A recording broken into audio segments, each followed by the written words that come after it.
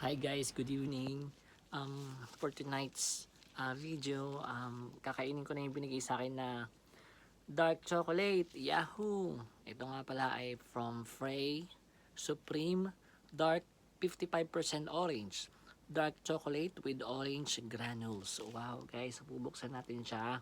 At tignan natin kung ano itsura niya sa loob. Sabi kasi may granules daw eh. Yan, ngayon ko palang bubuksan to guys eh. So, may uric acid ako kaya bagay sa akin to may mga dark chocolates.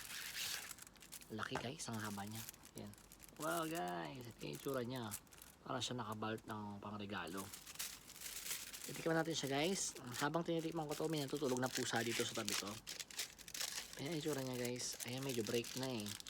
Ayan guys, ang itsura niya. Medyo mahiwa-hiwa ko na siya.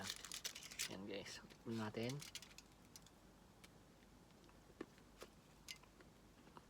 Sarap. Sarap niya. Pero mahal ito eh. Ang sarap, tsaka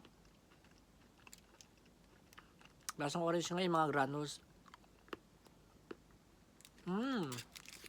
Ayan guys, ito nga pala again from Frey. Ang sarap guys. Have a good evening guys. Mama chup chup. Kain na.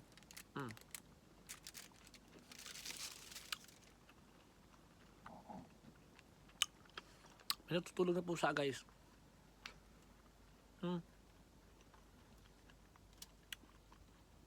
Doon ko tulog oh. Meow.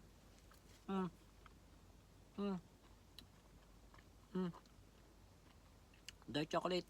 Meow. Guys, ayaw nyo ng dark chocolate. Higis ako lang kakain. Ang sarap niya.